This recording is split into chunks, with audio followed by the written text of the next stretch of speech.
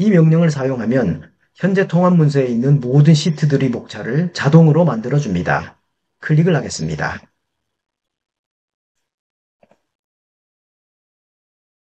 테이블 오브 컨텐츠라는 시트가 생기고 이곳에 현재 파일 내에 있는 모든 시트 목록이 나타납니다.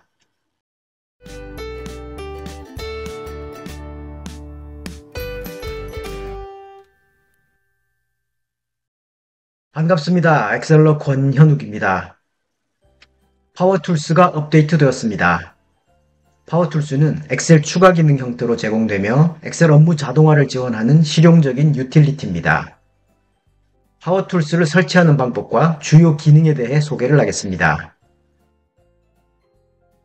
영상 댓글을 보시면 두 가지 주소가 있습니다. 파워툴스를 설치하기 위해서는 두 가지 파일이 필요하고 그 파일을 내려받을 수 있는 주소가 영상 댓글에 있습니다. install powertools.xlsm 이 파일은 파워툴스를 인스톨하기 위한 파일이고 그 밑에 있는 xlam이라는 이 파일은 파워툴스 추가 기능 파일입니다.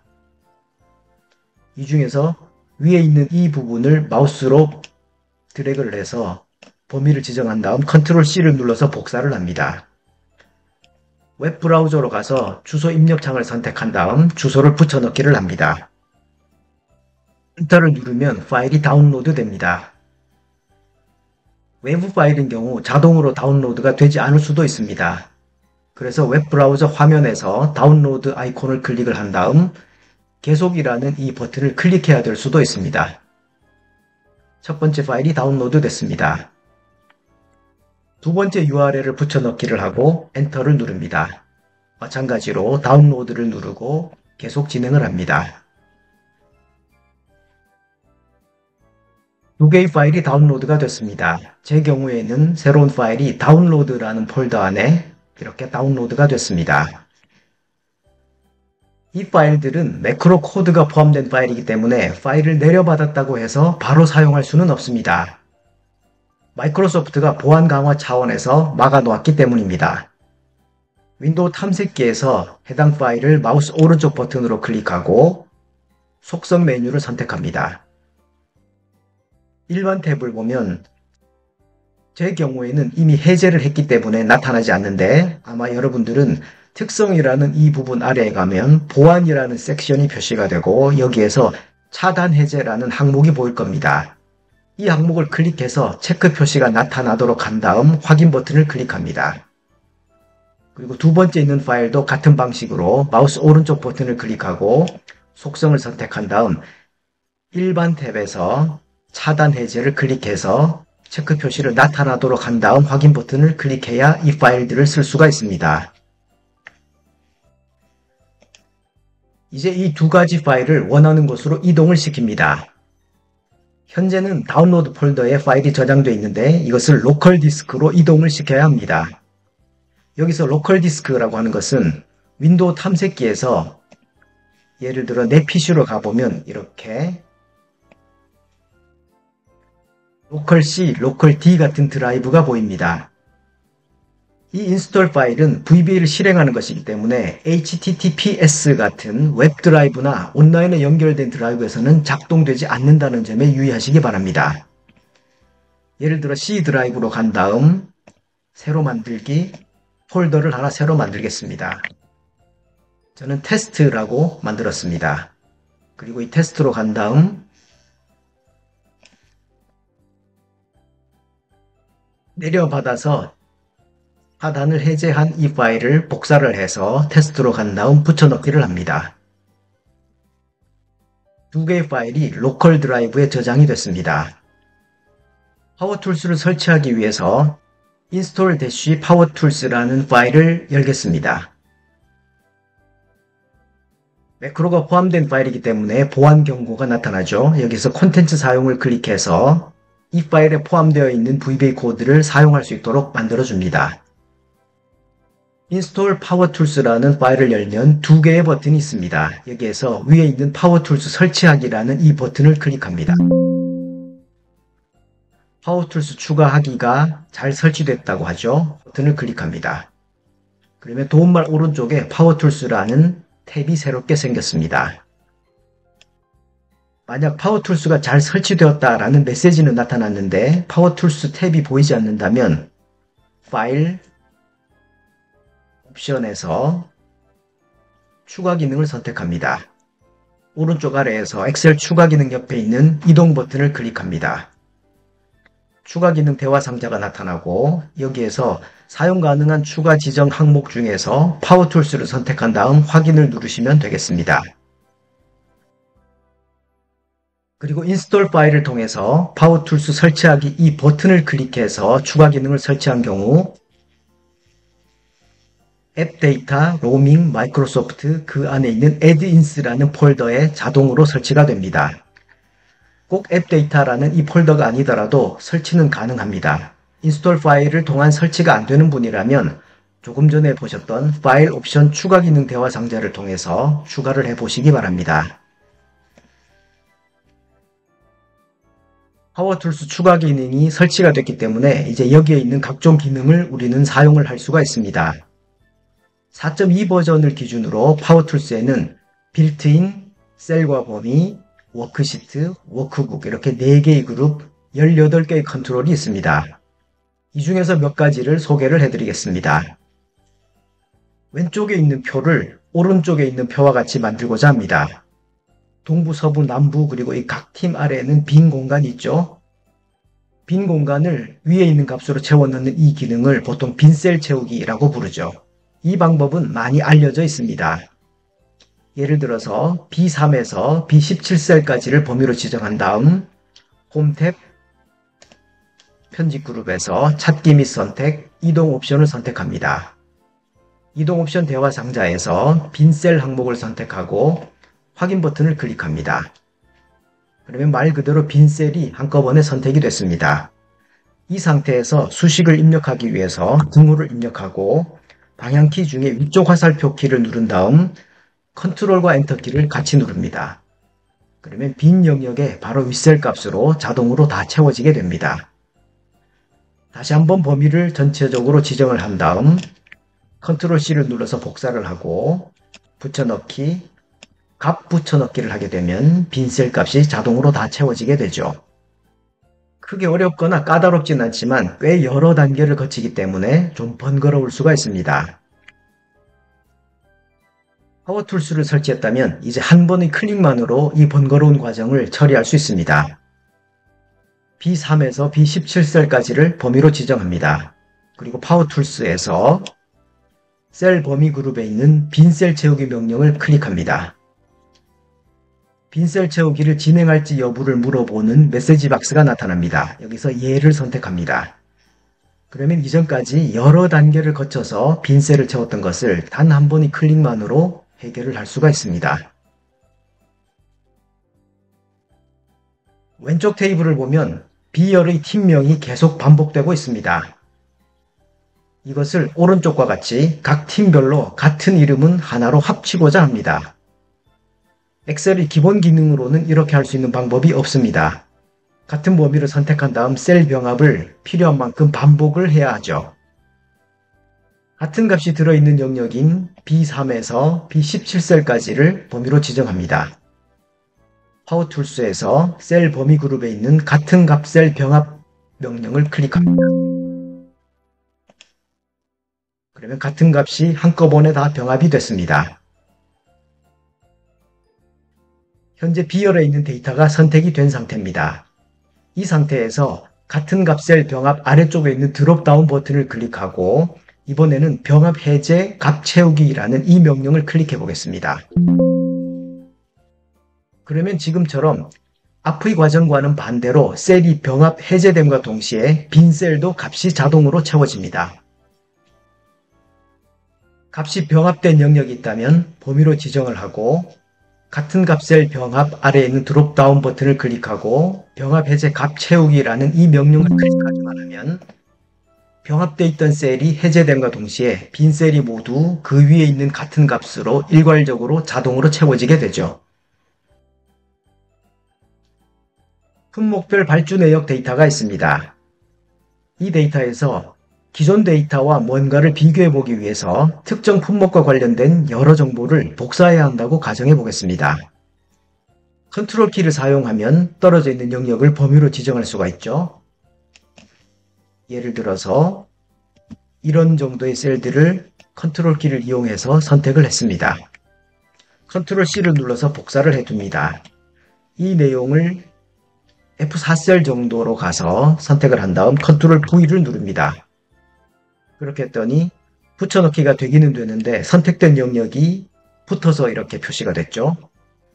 하지만 제가 원하는 형태는 이런 것이 아니었습니다. 다시 한번 컨트롤 키를 이용해서 떨어져 있는 영역을 범위로 지정합니다. 적당히 이런 식으로 지정을 하고 이번에는 파워툴스에 있는 다중영역 복사 아이콘을 클릭합니다. 붙여넣을 좌측 상단 셀을 선택하라고 합니다. F4셀을 선택하겠습니다. 그리고 확인을 누릅니다. 여기에 붙여넣을지를 물어보고 얘를 선택합니다. 그러면 다중영역이 복사가 됐습니다. 데이터 위치까지 그대로 복사가 되기 때문에 원래 데이터와 새로 붙여넣기 한 데이터 간에 시각적으로 비교를 하기가 훨씬 용이해졌죠. 엑셀에는 두 개의 영역의 데이터 위치를 서로 맞바꿀 수 있는 기능이 없습니다. 조금 전에 복사했던 데이터 중에 현재는 F열에 품목이 들어있고 G열에는 거래 일자가 있습니다. 거래 일자와 품목 정보를 서로 위치를 바꿔보도록 할까요? 범위를 지정한 다음 컨트롤 키를 이용해서 일자 정보에 대한 범위도 지정을 합니다. 이렇게 두 개의 영역을 컨트롤 키를 이용해서 선택을 한 상태에서 데이터 스와핑 명령을 클릭합니다. 누를 때마다 두 영역이 서로 위치를 맞바꾸게 되죠. 단 이때 이 두 개의 영역의 크기는 서로 같아야 실행이 됩니다. 셀 범위에 이름을 지정해두면 여러가지로 좋은 점이 많습니다. 셀 위치가 변경되더라도 이름에 자동으로 반영이 되고 그리고 수식의 이름을 적용해두면 가독성이 높아질 뿐만 아니라 관리하기에도 편리해지죠. 하지만 셀이 삭제되거나 시트가 제거된다면 잘못된 이름이 생길 수 있습니다. 지워야 할 이름이 여러 개 있더라도 엑셀에는 이름을 한꺼번에 제거할 수 있는 방법이 없습니다. 이름을 정의할 때는 한꺼번에 할 수 있지만 지우는 것은 하나씩 지워야 합니다. 이럴 때 파워툴스에 있는 이름 지우기라는 명령을 이용하면 아주 편리합니다. 수식 탭에서 정의된 이름 그룹에 있는 이름 관리자를 클릭합니다. 그러면 현재 통합 문서에 있는 여러 개의 이름이 표시가 됩니다. 정의된 이름을 보니까 더 이상 사용하지 않는 이름도 있고 이런 식으로 잘못되었거나 셀 주소가 유효하지 않는 이름들도 있습니다. 이처럼 유용하지 않거나 불필요한 이름들을 한꺼번에 지울 수가 없다라는 얘기죠. 개별 이름을 선택한 다음 삭제라는 버튼을 눌러서 하나씩 지울 수밖에 없습니다. 다시 파워툴스로 갑니다. 셀 범위 그룹에 있는 이름 지우기 옆에 있는 드롭다운을 클릭합니다. 두 개의 명령이 나타납니다. 이 중에서 위에 있는 잘못된 이름 모두 제거라는 이 명령은 시트가 변경됐거나 셀 주소가 유효하지 않은 이름을 삭제를 합니다. 그리고 그 아래에 있는 모든 이름 지우기는 말 그대로 현재 통합 문서에 있는 모든 이름을 한꺼번에 삭제를 합니다. 잘못된 이름 모두 제거를 클릭하겠습니다. 두 개의 잘못된 이름이 삭제됐다고 합니다. 수식 탭의 정의된 이름 그룹에서 이름 관리자를 클릭합니다. 그러면 조금 전에 있었던 여러 개 이름 중에서 잘못된 이름 두 개가 삭제가 된 것 같습니다. 이 네임 그리고 물음표라고 되어 있는 부분은 이상한 이름을 집어넣었던 겁니다. 그래서 잘못된 이름 모두 제거를 하기 위한 기준에는 충족하지 않는 것이기 때문에 남아있는 것 같습니다. 이 부분도 삭제를 하겠습니다. 그러면 현재 통합 문서에서 유효한 이름들은 모두 남아있게 되죠. 이 이름들을 모두 삭제할 수도 있습니다. 파워툴스로 가서 이름 지우기 옆에 있는 드롭다운을 클릭하고 모든 이름 지우기 명령을 클릭합니다. 모든 이름 지우기는 현재 통합 문서에 있는 이름을 전부 다 지우는 것이고 이 작업은 되돌릴 수가 없기 때문에 다시 한번 확인하라는 차원에서 경고 메시지를 표시하도록 해두었습니다. 얘를 클릭을 해볼까요? 13개 이름이 다 지워졌다고 합니다. 수식으로 가서 이름 관리자를 눌러보면 조금 전에 있던 그 많은 이름들이 한꺼번에 다 지워졌음을 알 수 있습니다. 이번에는 워크시트 그룹에 있는 명령들을 몇 가지 알아보겠습니다. 목차 만들기라는 명령이 보입니다. 이 명령을 사용하면 현재 통합 문서에 있는 모든 시트들의 목차를 자동으로 만들어줍니다. 클릭을 하겠습니다.